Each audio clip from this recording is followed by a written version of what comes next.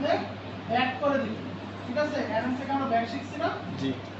এই যে send to back, arrange থেকে ব্যাক, দেখেন এটা চলে গেছে।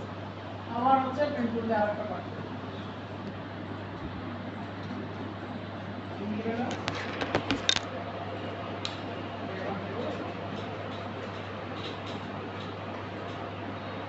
এই পাকানোটা এটাই প্রবলেম নেই।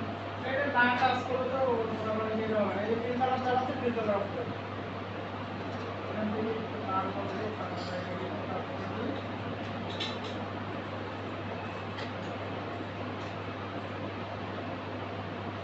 এখানে ছোট বড় একটু হলেও সমস্যা নেই। এখানে আপনি অ্যাডজাস্ট করে করে দিতে পারবেন। ঠিক আছে, দিয়ে এখান থেকে দুই কালার আবার দিয়ে দেবেন। এখান থেকে একটু ডার্ক কালার দেন। এটাকে আপনি সেম থেকে ব্যালেন্স থেকে সেম টু ব্যাক করে দেবেন। এখন একটা বড় অংশ আমরা ধরেন আগে এটা আগে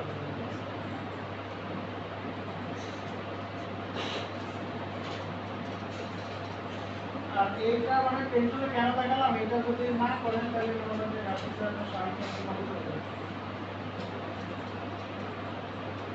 কারণ এই যেমন কন্টেস্ট করতেছেন, উইনার করলে তখন দেখা যাচ্ছে কাজ নেটওয়ার্ক করতে পারবেন না, ওইভাবে ফাঁকায় জিরো জিরো থেকে যাবে। পেন্সিল থাকলে সময় নেবেন ক্লায়েন্টের থেকে, নিয়ে যায় দেবেন, এটাই হচ্ছে। ধরেন 2 অক্ষরের যদি লোগো হয়, পেন্সিল দিয়ে আপনি বানাই দিতে পারবেন।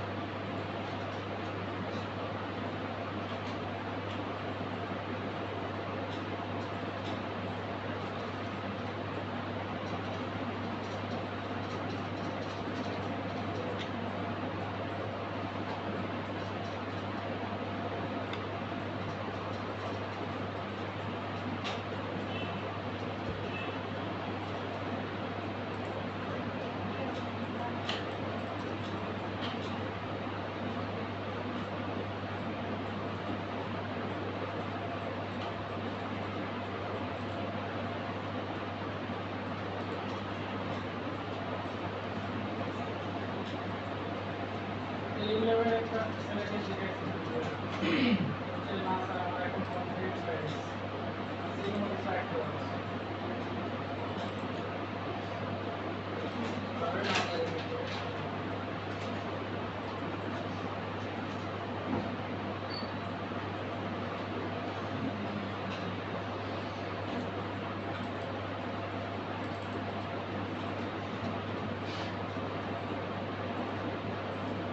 যেখানে শুরু করবেন সেখানে শেষ করবেন।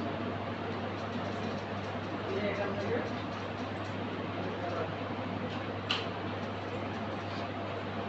এই যে এটা যে আঁকছেন, ঠিক আছে, এটাকে আপনি সেন্ড টু ব্যাক করবেন। এদিকে ব্যাকে কন্ট্রোল নাটকের দিলে আপনার ব্যাকে চলে যাবে।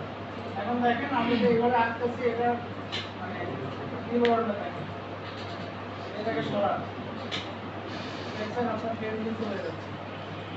ঠিক আছে, এই যে এইগুলো কিভাবে ঠিক করবেন দেখেন, এখানে গ্যাপ হয়েছে না, এই যে এখানে আপনি এই যে ডিরেক্ট সিলেকশন টুল নেবেন, নিয়ে এটার ভিতরে দিলেন, ওটার ভিতরে আছে এখানে নেবেন,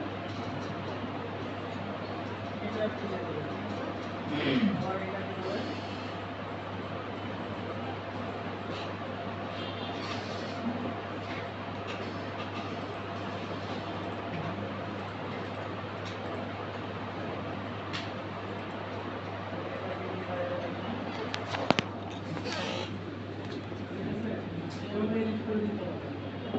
যে কোনো কিছু আপনার পেন টুল দিয়ে বানাতে পারবেন।